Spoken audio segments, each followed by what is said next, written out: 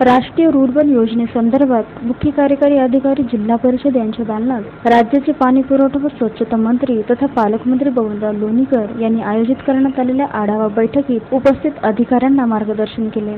या बैठकीस माजी उपाध्यक्ष राहुल लोणीकर, जिल्हा परिषदेचे मुख्य कार्यकारी अधिकारी दीपक चौधरी, जिल्हा नियोजन अधिकारी जगताप, उपमुख्य कार्यकारी अधिकारी इंगळे, प्रकल्प संचालक कौसडीकर, जिल्हा आरोग्य अधिकारी डॉ. अमोल गीते, महिला व बाल विकास अधिकारी लोंढे, कार्यकारी अभियंता डाखोरे यांच्यासह सर्व विभागाचे अधिकारी यांची उपस्थिती होती। केंद्र शासनाच्या राष्ट्रीय रुर्बन मिशन अंतर्गत परतूर तालुक्यातील आष्टीसह परिसरातील 16 गावांसाठी 185 कोटी रुपयांचा निधी मंजूर करण्यात आला आहे। या निधीच्या माध्यमातून 16 गावात करण्यात येणाऱ्या कामाचा दर्जा व गुणवत्ता उत्तम राहील याची दक्षता घेण्याचे निर्देश राज्याचे पाणी पुरवठा व स्वच्छता मंत्री बबनराव लोणीकर यांनी दिले। तसेच परतूर तालुक्यातील आष्टीसह अकोली, आनंदगाव, ब्राह्मणवाडी, सुरमगाव, ढोकसाळ तांडा, फुलेवाडी, पळशी, हास्तूर तांडा, लिखित पिंपरी, लोणी खुर्द, कनकवाडी, परतवाडी, रायगव्हाण, सातारा, वाहेगाव या गावांचा श्यामप्रसाद मुखर्जी रुर्बन योजनेमध्ये समावेश करण्यात आला आहे। येणाऱ्या 3 वर्षाच्या कालावधीत 185 कोटी रुपयांच्या निधीच्या माध्यमातून 16 गावातील नागरिकांना सर्व सुविधा उपलब्ध करून देण्यात येऊन नागरिकांचे जीवनमान उंचावण्यावर भर देण्यात येणार असल्याचेही त्यांनी सांगितले।